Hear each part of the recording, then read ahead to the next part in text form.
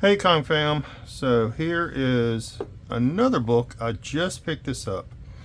This is a beautiful the Marvel Family, number 28. This is from 1948, so after the war, so I'm not sure why they're beating bombs and stuff like that. I think it might be a Soviet thing. I don't know. Um, but yeah, kind of cool. Cool cover, cool cover. You got Captain Marvel, you got Mary Marvel, Captain Marvel Jr. It's a beautiful book, beautiful book. Not much wrong with it. Staples are a little off. You can see the crease in the spine where it's been read. Looks like something's been sat on top of it that has left a stain. Um, but it's beautiful. Really nice, good gloss. And it looks like that might be from the inside. It says something set on top of it. Maybe that's a little something from the inside showing up. You can see a little bit there too. So beautiful cream color pages, tight staples, nothing really jacked up about it. A little bit of a corner bend, which could be fixed. Corner bend here, but the corners aren't ripped. No spine tears, a little bit of a chip. And I purchased this as a VG, a very good copy.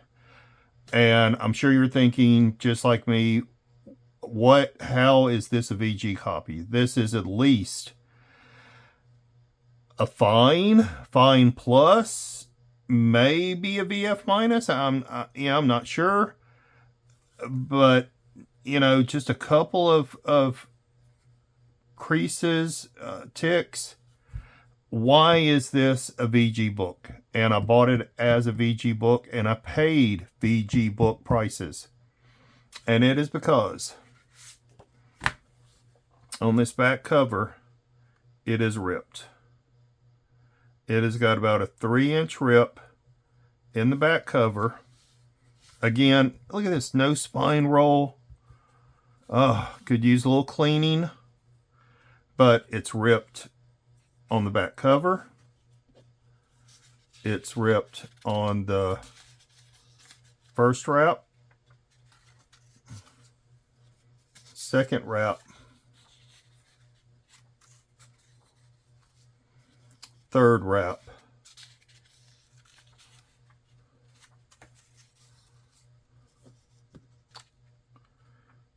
fourth wrap,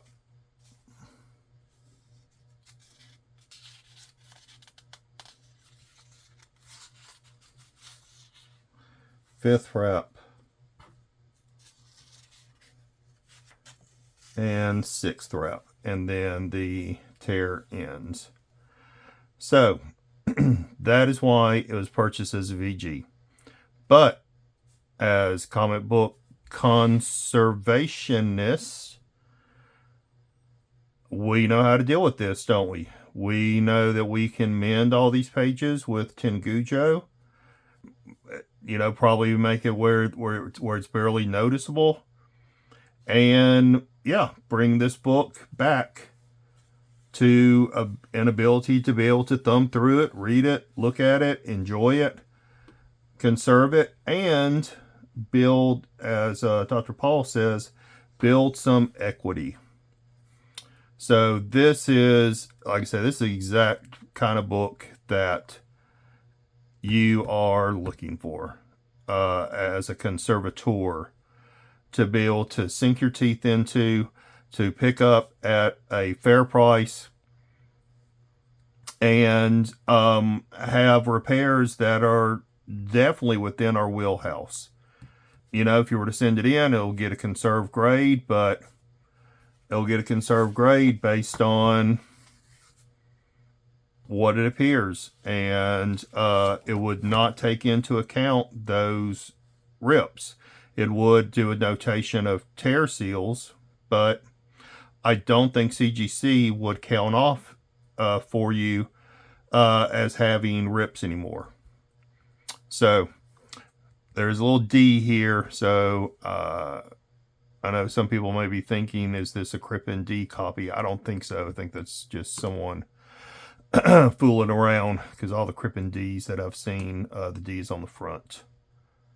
So, and they're pretty well documented. So, anyway, yeah, so we're going to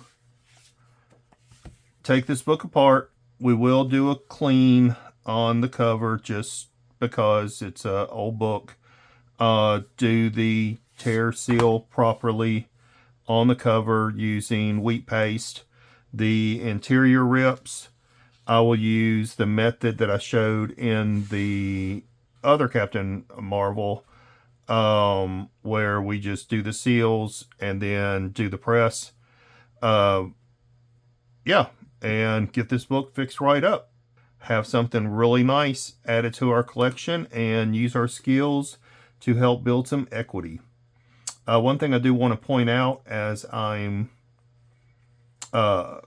showing this is a overlapping rip. So if you notice, there is white showing through. So you need to be sure that you have the correct page laying over the other page. And if you notice, when I put those together, you can barely even see there's a rip there. So it's real important that we're going to have to pay attention to. You know, like here, there's, so the blues overlap. And like I said, if you hold them together, you barely even notice the rip. So we will pay attention to that.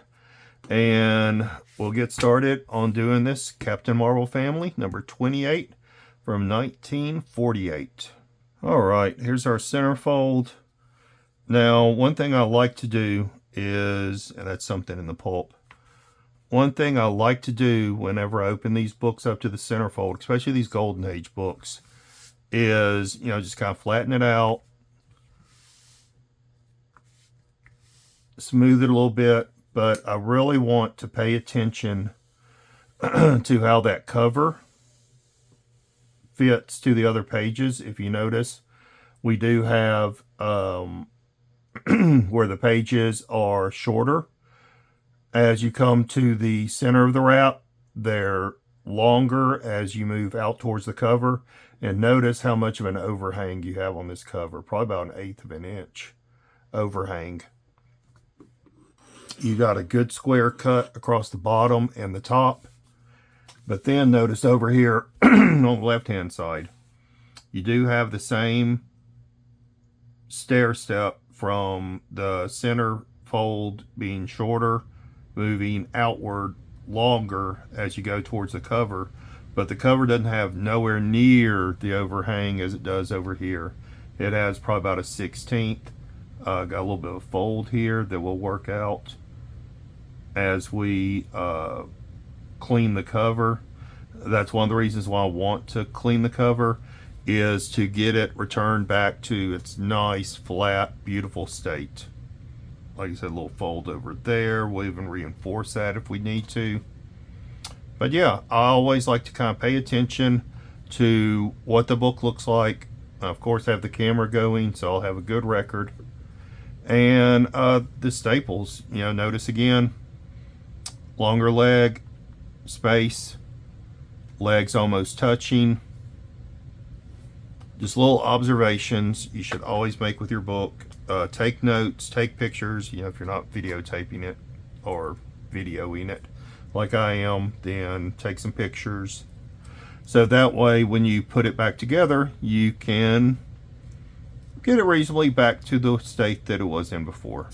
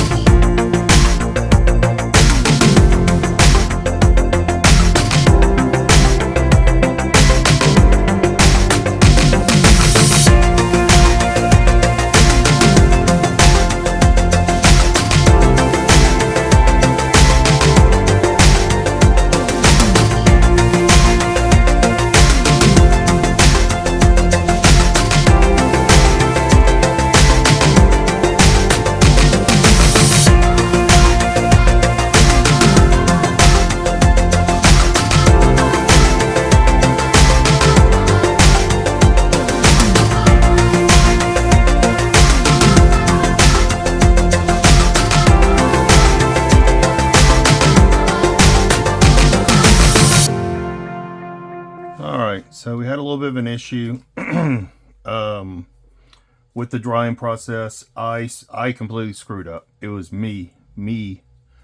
I skipped a step on moving this over to the press. I forgot to put my pieces of Polytex, and so it did stick to my board, and we lost a little bit of paper here, and we lost a little bit of paper right here on this edge.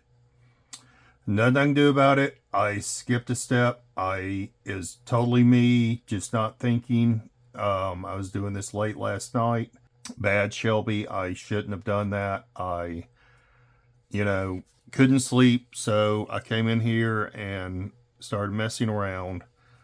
But the repair looks great. Nothing we can do about it.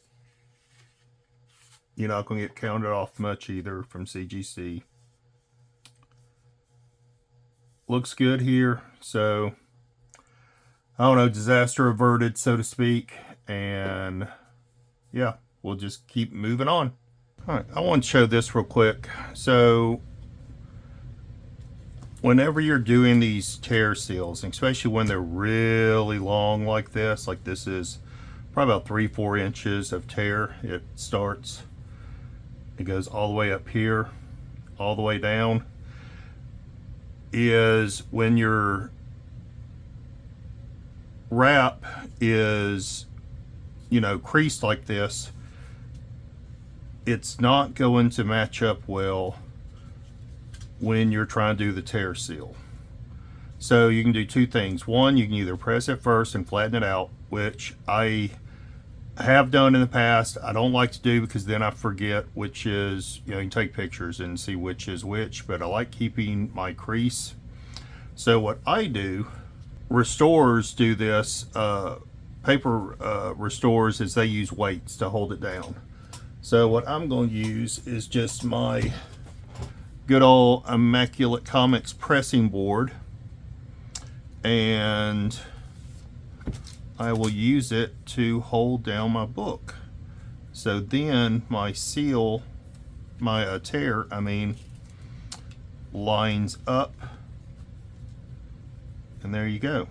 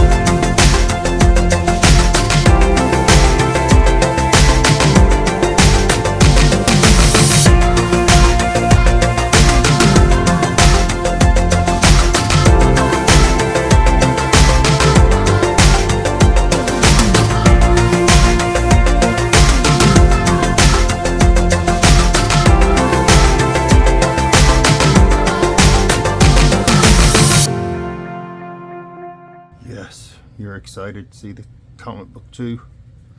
Yes. Oh. Why do you know where the camera is? Know exactly where to lay. Alright.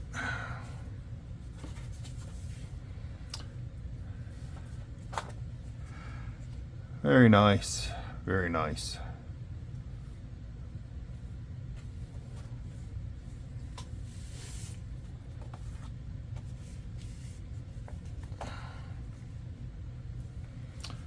You can just barely see the rip. I left that D there. I thought it was kind of cool.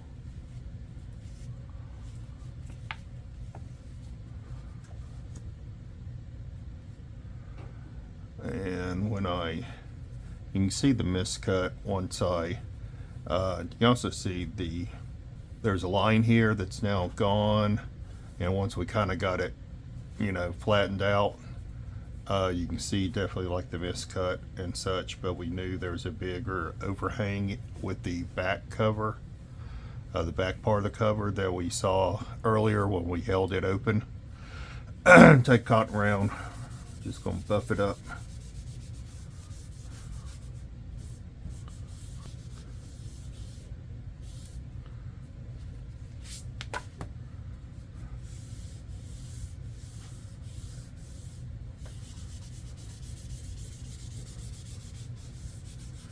I can move over this rip. It's been sealed, no issues. Really nice, really nice. And now, I did nothing but the tear seal, so we did no reinforcement of the staples, didn't need it. This is where we had that little bit of an issue, but you can barely see it. And flip through the book. There's the centerfold. And again, we can see, just like we saw earlier,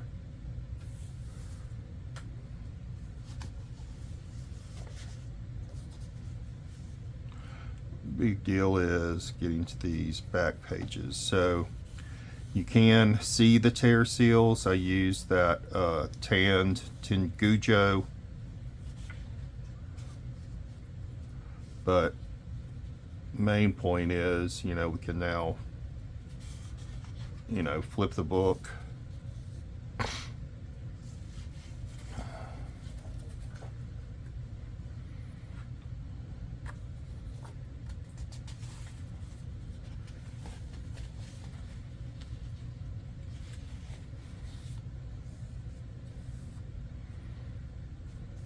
You know, flip through the book, no problems,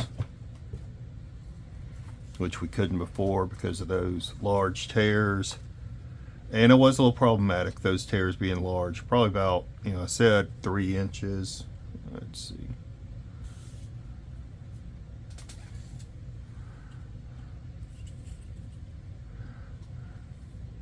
Yeah, I guess right at 3 inches was the tears.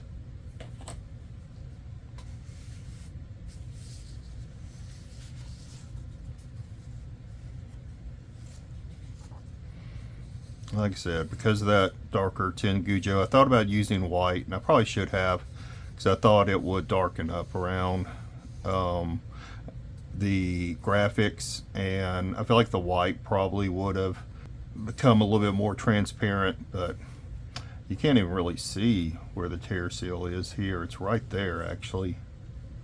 But I got it so nice, and you can barely see that little bit of paper loss, which was completely my fault. I forgot to lay either, you know, some SRP paper or Polytex in between. But yeah, I just so happy, like I said, now can flip through the book. So I did look this book up on the census. There's only 12 graded, I believe. Now it doesn't mean necessarily it's rare. It may be more due to it's just not very desirable to grade. But buying it at a VG, and the prices were a little all over the place. When I looked at VG copies, they were coming in right around what I paid for it, which is around $80. What do we think we've, you know, bumped this up to? Conserved, I would say 7 or an 8. Now, when you get into the 9s and stuff, you do start seeing some higher prices, $400-$500, but there wasn't any really in that 8.0 range. I did see a raw copy, I think 7.0, go for like 110. So I don't know, minimum of 110, but maybe up to $200. You know, I think would be a fair price. So I definitely do think we built equity, because this is not a 2.5 as I bought it. I mean, the pages are off-white. Definitely, I think we did professional with the tear seals, and we didn't do really anything else besides that. So I don't know, y'all tell me what you think. I'd love to hear your opinion, and if you think that we built some equity with this book. Like I said, I do feel like we did. So yeah, but we're gonna call this project done.